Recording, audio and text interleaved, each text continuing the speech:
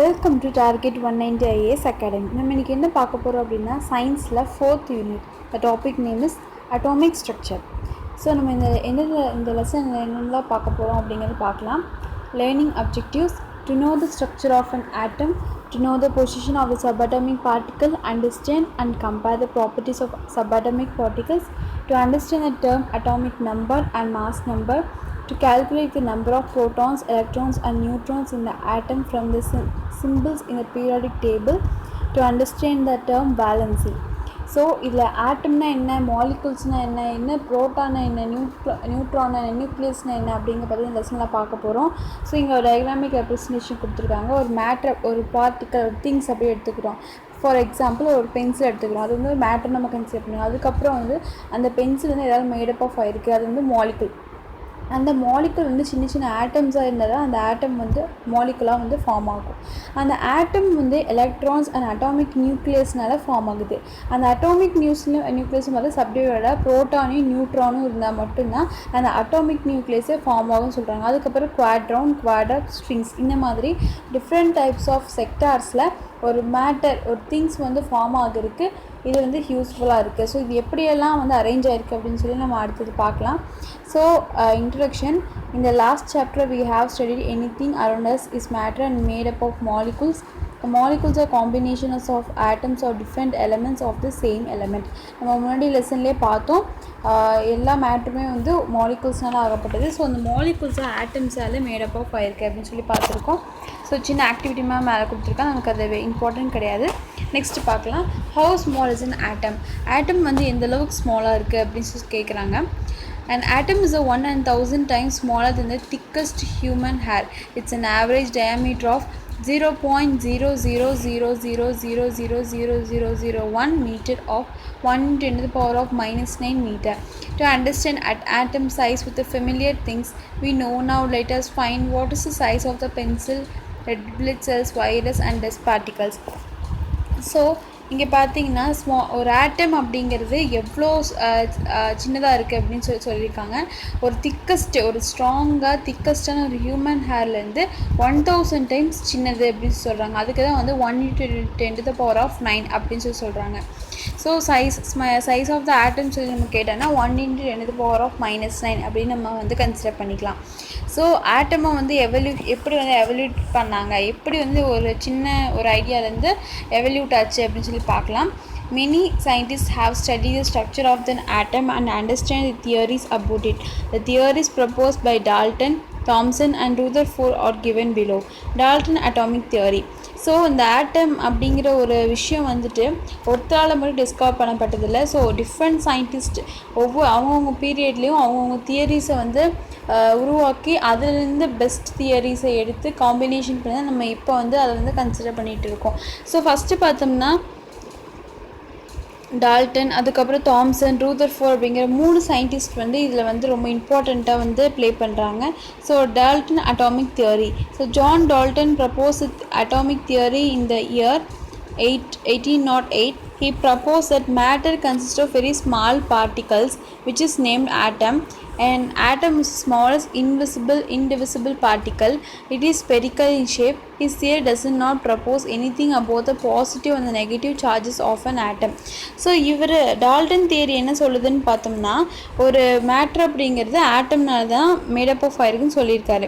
ஆனால் அந்த ஆட்டமை வந்து நம்ம வந்து பிரிக்க முடியாதுனும், அதுக்குள்ளே எந்த ஒரு பாசிட்டிவ் சார்ஜும் நெகட்டிவ் சார்ஜஸும் இல்லைனும் அவர் வந்து தியரியை வந்து கன்க்ளூட் பண்ணியிருக்காரு. So hence it is not able to explain many of the properties of the atom. இப்படி பாசிட்டிவ் அந்த நெகட்டிவ் சார்ஜஸ் இல்லாமல் இருந்ததுன்னா நம்ம நிறைய சப்ஸ்டன்ஸுக்கு நிறைய ப்ராப்பர்ட்டிஸை வந்து நம்மளால் எக்ஸ்பிளைன் பண்ண முடியாது அப்படின்னு சொல்லி இதை வந்து அக்செப்ட் பண்ணிக்கலை. ஸோ அடுத்து பார்த்தோம்னா டூயினோ பாக்ஸில் சின்னதாக இன்ஃபர்மேஷன் கொடுத்துருக்காங்க. Nanometre is smallest unit use to measure smallest length. 1 meter is equal to 1 × 10⁻⁹ nm or 1 nanometer is equal to 1 × 10⁻⁹ meter அப்படின்னு சொல்லியிருக்காங்க. நேனோமீட்டர் இஸ் ஒரு யூனிட்டை மெஷர் பண்ணணும் அப்படின்னா அது வந்து நேனோமீட்டர் மூலிமா தான் நம்ம வந்து மெஷர் பண்ண முடியும்.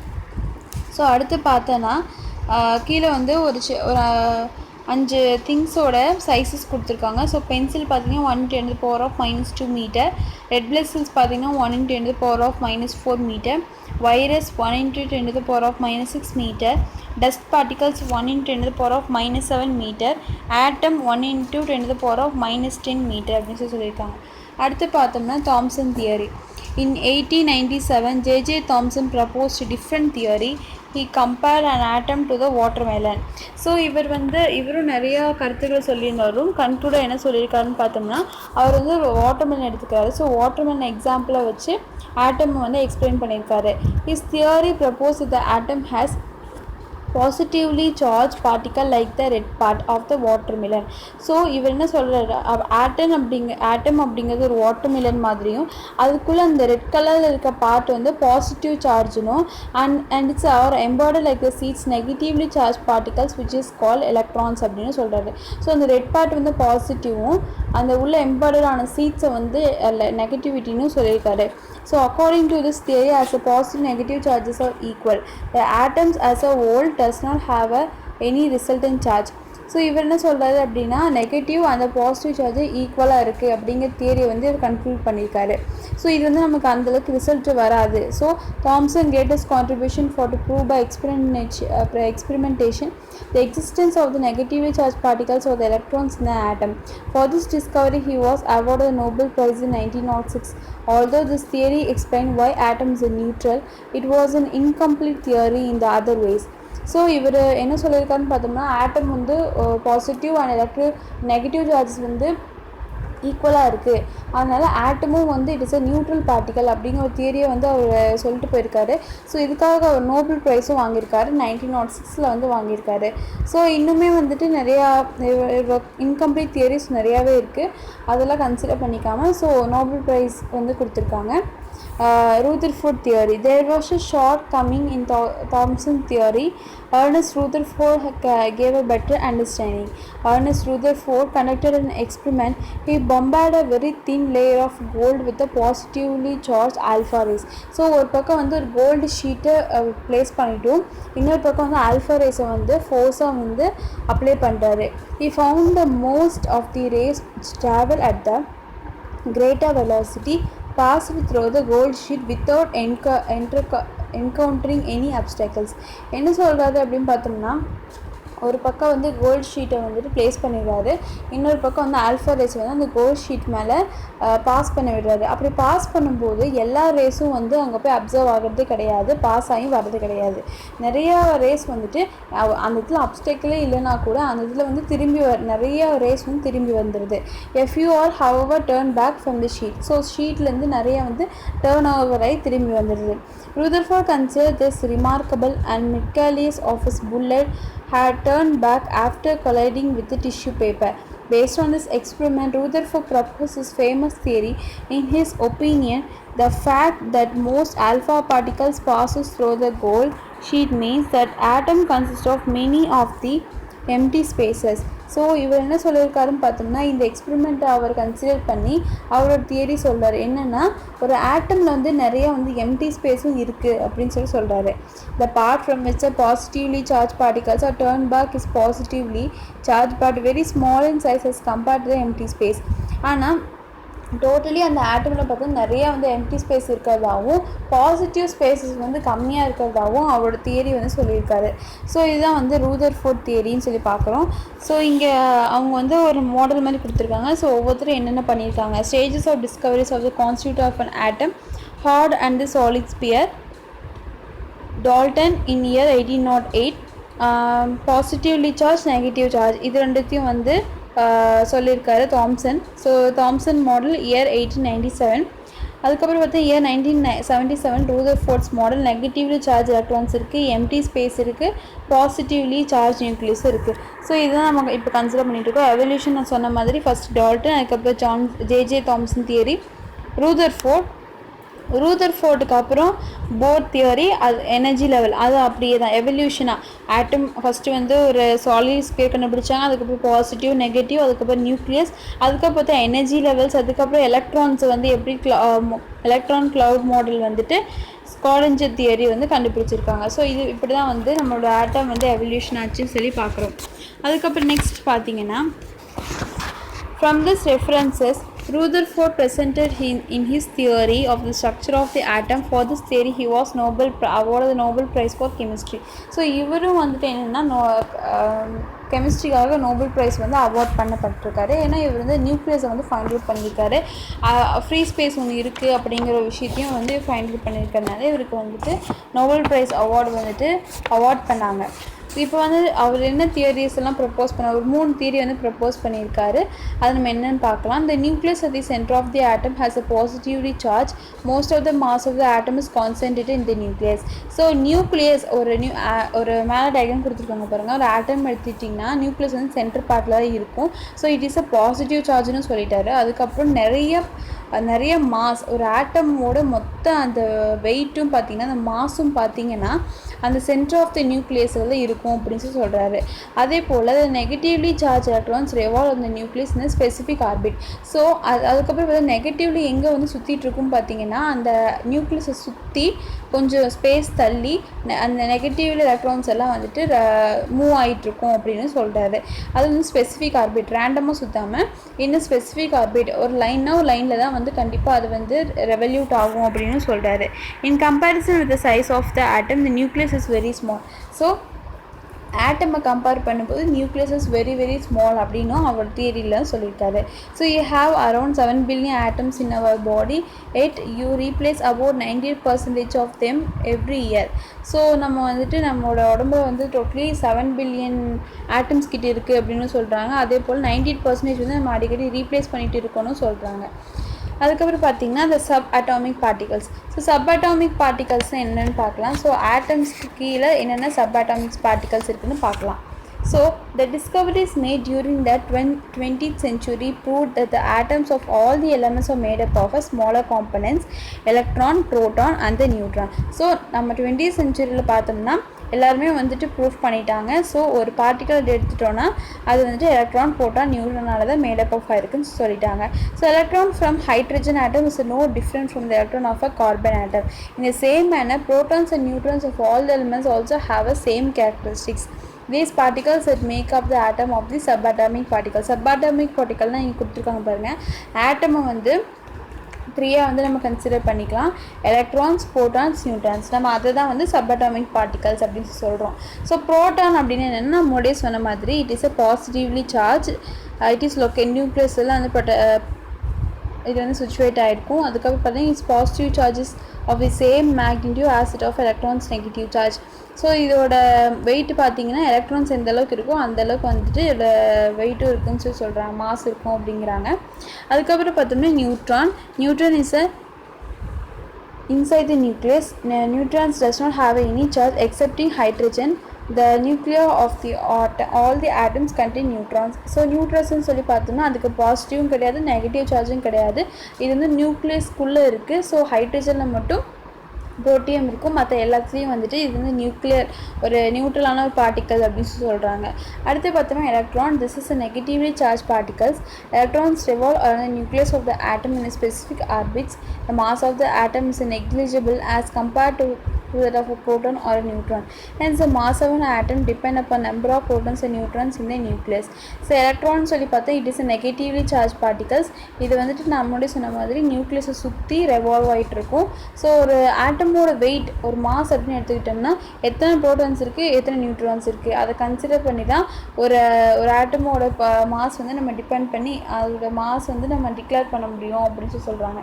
அடுத்து பார்த்தோம் protons and neutrons are the 2 types of particles in the nucleus of the atom. They are called nucleons.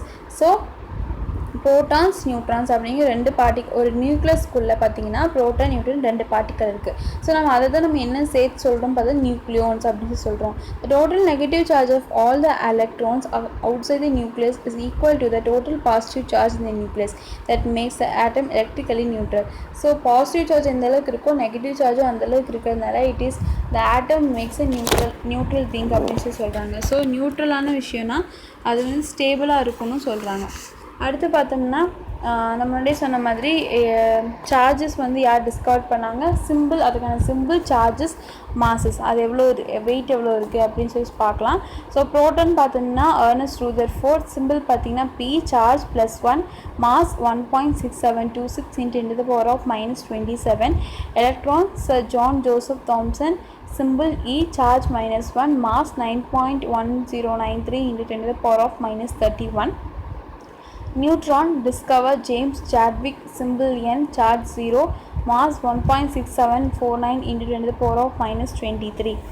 So அடுத்து பார்த்தீங்கன்னா atomic number and the mass number. So atomic நம்பர்னால் என்ன, மாஸ் நம்பர்னால் என்னன்னு சொல்லி அடுத்து பார்க்கலாம். So if all the elements are made up of a same type of an electrons, protons and neutrons, however does a carbon atom differ from an iron atom? For the investigation is to discover the number of protons inside the nucleus of an atom. Determine what element is. For example, if the nucleus has only one proton, then all such atoms are hydrogen atom. If there are 8 protons, then that atom is oxygen.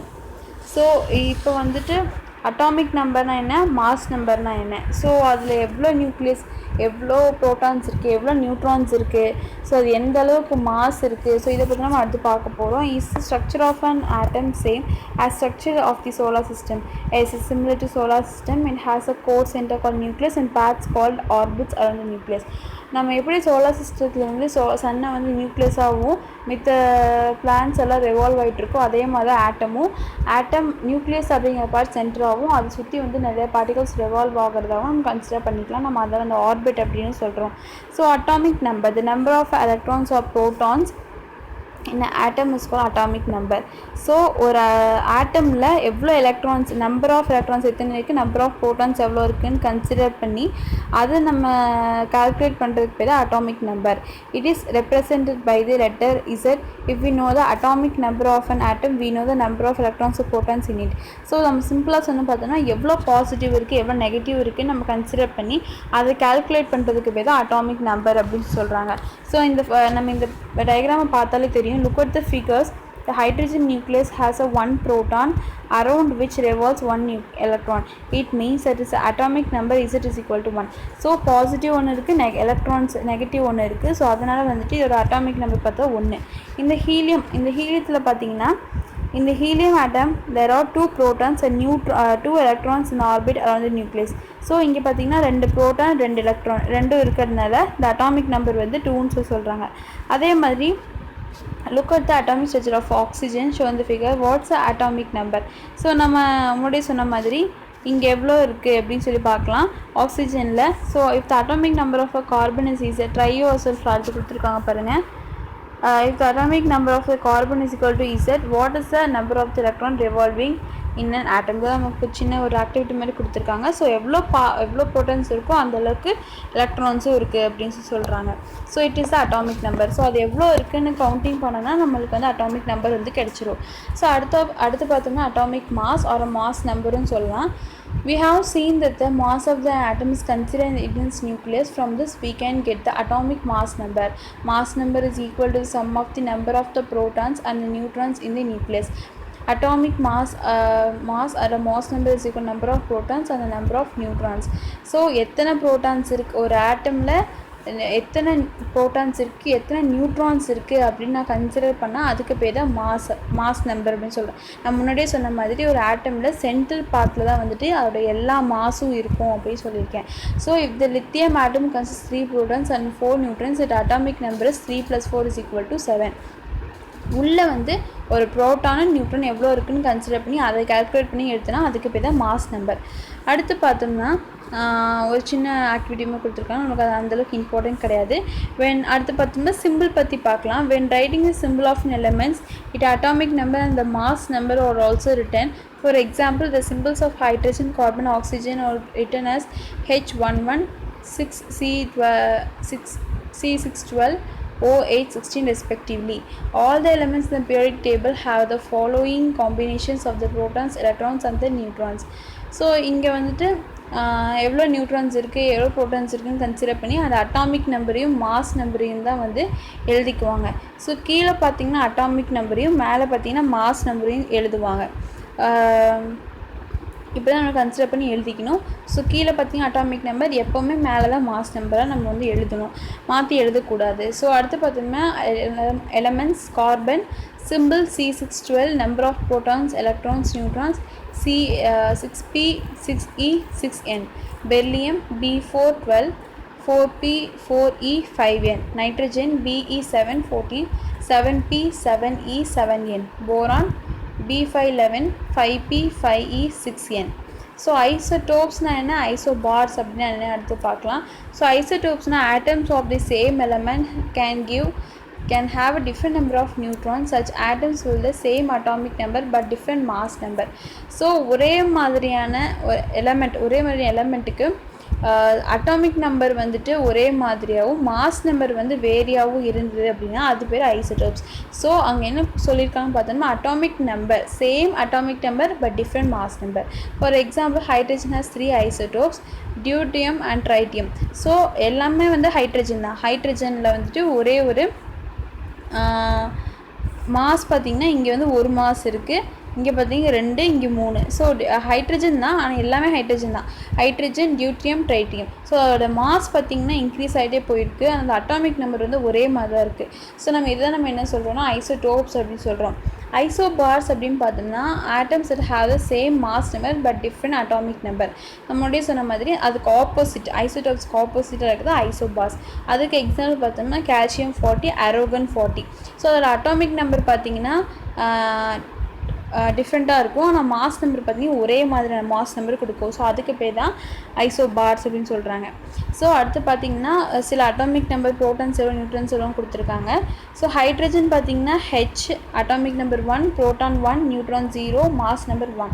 Helium He2224, aluminium Al 1313, 1427, oxygen O8816, sodium Na 1111, 1223. So இதெல்லாம் வந்து some of the examples. அடுத்து பார்த்தோம்னா ஒரு activity மாதிரி கொடுத்துருக்காங்க, நமக்கு இது important இல்லை. ஸோ அடுத்து வேலன்ஸினா என்னென்னு பார்க்க ஆரம்பிச்சிடலாம். So imagine there are various peoples having a different patterns of hands. Some people have no hands and some people have one hand, some 2 hands and other 3. Few have 4 and no one has more than 4. The person with 4 hands can hold of 4 others at the same time, while the one with no hands can never hold anything in the hand. In this manner, some atoms have hold 1 electron, some can hold 2, some can hold 3, some can hold 4 and some cannot hold any electron. This property is called valency. So ஒரு ஆட்டமில் ஒரு electron இருக்குது, 2 electron இருக்குது, 3 electron இருக்குது. So அந்த மாதிரி ஒரு ஆட்டம் வந்து எவ்வளோ எலக்ட்ரானை வந்து கேரி பண்ணியிருக்கு அப்படின்னு நம்ம கன்சிடர் பண்ணுறதுக்கு பேர் தான் வேலன்சி அப்படிங்கிற ப்ராப்பர்ட்டி சொல்கிறாங்க. ஸோ எதனால் வந்து ஆட்டம் ஒரே ஒட்டுக்காக இருக்குது, ஸ்டிக்காக இருக்குது அப்படின்னு சொல்லி சின்ன மோட்டர் பாக்ஸ் மாதிரி கொடுத்துருக்காங்க. So electrons carry electric charge, negative electric charges, அந்த protons carry positive charges. So positive அந்த நெகட்டிவ்ஸ் இருந்தாலே it is attraction. So the attraction between the holds electrons இந்த ஆர்பிட். ஸோ எலக்ட்ரான் அந்த ஆர்பிட்டில் இருக்கிற positive negative charges, so positive இந்த negative அப்படின்னாலே there is attraction. So அதனால தான் வந்து ஆட்டம் வந்து பாண்ட் ஆகி ரொம்ப இது ஸ்ட்ரிக்காக இருக்குது அப்படின்னு சொல்கிறாங்க. ஸோ அடுத்து பார்த்தா வேலன்சி பற்றி பார்க்கலாம். So this combining property of an atom is called as a valency. It is a measure of how many hydrogen atom it can combine with. So எவ்வளோ ஹைட்ரஜன் ஆட்டம் இருக்குது அப்படின்னு சொல்லி நம்ம இதில் பார்க்கலாம். For example oxygen can combine with 2 hydrogen atom and create a water molecule. The valency of the oxygen atom is 2. So இந்த valency அப்படிங்கிற மெயினாக பார்த்தீங்கன்னா எவ்வளோ ஒரு ஆட்டமில் எவ்வளோ ஹைட்ரஜன் ஒரு மாலிகுலில் எவ்வளோ ஹைட்ரஜன் ஆட்டம் இருக்குது அப்படின்னு நம்ம கன்சிடர் பண்ணுறதுக்கு தான் இந்த வேலன்சி ரொம்ப முக்கியமாக இருக்குது. ஸோ ஃபார் எக்ஸாம்பிள் எடுத்துட்டோம்னா ஆக்சிஜன் எடுத்துருக்கோம். வாட்டர் மாலிகுல்ஸில் பார்த்தீங்கன்னா ஒரு ஆக்சிஜன் ஆட்டம் 2 ஹைட்ரஜன் ஆட்டம் இருக்கும். ஸோ அதோட வேலன்சி பார்த்தீங்கன்னா 2. In case of chlorine, it can combine with only one hydrogen to create a HCl hydrochloric acid. Here the valency of the chlorine is 1. So hydrogen atom எவ்வளோ இருக்கும் அதை பொறுத்து இந்த valency வந்து மாறும் அப்படிங்கிறது இந்த பேரில் கொடுத்துருக்காங்க. ஸோ நெக்ஸ்ட் பேரில் என்ன சொல்லியிருக்காங்கன்னு பார்க்கலாம். Valency is defined as a combining capacity of the element. Atoms of a different element combine with each other to form the molecule. Valency determines the number of atoms of element that combine with the atom or the atoms of another type. Elements having a valency 1 is called monovalent.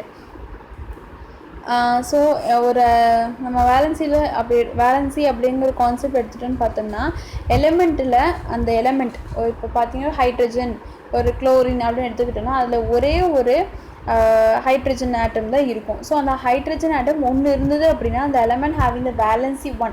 So இந்த valency வந்து ஒன்றா இருக்கும்போது நம்ம அது வந்து mono வேலண்ட் அப்படின்னு சொல்கிறோம். அதுக்கப்புறம் பார்த்தோம்னா அதே வந்து 2 வேலன்சி இருந்ததுன்னா டை வேலண்ட், அதுக்கப்புறம் 3 எலமெண்ட் இருந்தால் ட்ரை வேலண்ட் அப்படின்னு சொல்கிறோம். ஸோ அதுக்கு எக்ஸாம்பிள்ஸும் கொடுத்துருக்காங்க. ஸோ மோனோ வேலண்ட்டுக்கு பார்த்தோம்னா ஆக்சிஜன் ஹைட்ரஜன் அண்டு சோடியம், அதுக்கப்புறம் பார்த்தா ஆக்சிஜன் அண்ட் பெர்லியம். ட்ரைவேலண்ட்டுக்கு பார்த்தீங்கன்னா நைட்ரஜன் அண்டு த அலுமினியம் சொல்லி கொடுத்துருக்காங்க. ஸோ இந்த மாதிரி மோனோவேலண்ட், டைவேலண்ட், ட்ரைவேலண்ட் அப்படின்னு சொல்லி நம்ம 3 வந்து கன்சிடர் பண்ணிக்கலாம். ஸோ அடுத்து பார்த்தீங்கன்னா when atoms of different elements combine with each other then molecules of a compounds are formed. In this instance it's necessary to know the valence of those elements. For example, so நம்ம valency எப்படி calculate பண்ணுறதுன்னு கொடுத்துருக்காங்க. So பார்த்தீங்கன்னா 2Na plus Cl2 gives 2NaCl. Valence is equal to 1 1. Hence the valency of both sodium and the chlorine on 1. So முன்னாடியே சொன்ன மாதிரி அதோட valencies பார்த்தோன்னா ஒன்று தான். Remember the valency of the element Na is equal to 1, valency of the element Cl is equal to 1. இந்த molecular formula, so molecular formula எப்படி மேட் பண்ணி எழுதுறோமோ அது போல் வேலன்சி நம்ம வந்து கால்குலேட் பண்ணிக்கலாம். ஸோ அந்த ஃபார்முலா எழுதும் போதே நமக்கு எது வேலன்சி அப்படிங்கிறது கரெக்டாக கால்குலேட் பண்ணிக்கலாம். Simple of the elements NaCl molecular formula radicals and ions 1 1. So இந்த மாலிகுலர் ஃபார்முலா எழுதுனா நமக்கு ஈஸியாக வந்து வேலன்சியை ஃபைண்ட் அவுட் பண்ண முடியும். அதே வந்துட்டு நம்ம நார்மலாக எழுதும்போது நம்மளால் கால்குலேட் பண்ண முடியாது. ஸோ இங்கே பார்த்தீங்கன்னா குளோரின் முன்னாடி பார்த்தீங்கன்னா ஒரு வேல்யூமே கிடையாது. ஸோ இந்த 2 அப்படிங்கிறது NaCl ரெண்டுத்துக்குமே வந்து காமனான ஒரு வேல்யூ தான். ஸோ ரெண்டும் நம்ம செப்பரேட் பண்ணும்போது இதுக்கு 1. ஸோ இந்த வேலன்சி வேல்யூ பார்த்தீங்கன்னா 1 1 நம்ம வந்து கன்சிடர் பண்ணிக்கலாம். ஸோ கீழே டேபிள் கொடுத்துருக்காங்க. எலமெண்ட்ஸ் அந்த சிம்பிள்ஸ் வித் அட்டாமிக் நம்பர் அந்த மாஸ் நம்பர் அந்த வேலன்சி. ஹைட்ரஜனோட சிம்பிள் பார்த்தீங்கன்னா H, atomic number 1, mass number 1, valency 1. Carbon, the symbol is C, atomic number 6, mass number 12, valency 4. Oxygen, the symbol 0, atomic number 8, mass number 16, valency 2. Sodium, the symbol is Na, atomic number 11, mass number 23, valency 1. Calcium, the symbol is Ca, atomic number 20, mass number 40 and the valency is 2. So இந்த மாதிரி நிறையா வந்து இருக்குது. So இந்த லெசனில் பார்த்தோன்னா நம்ம நிறைய விஷயத்த பார்த்தோம். ஸோ எலக்ட்ரான்ஸ் என்ன, பாசிட்டிவ் சார்ஜ் என்ன, நெகட்டிவ் சார்ஜ்னா என்ன, ஸோ ஆட்டம்ஸ் எப்படி மேட் ஆகுது, மாலிகுல்ஸ் என்ன, வேலன்சினா என்ன, ஸோ வேலன்சியில் எந்தெந்த மாதிரி டைப்ஸ் இருக்குது, ஸோ இதை பற்றிலாம் லெசனில் பார்த்தோம். ஸோ தேங்க்ஸ் ஃபார் வாட்சிங் திஸ் வீடியோ.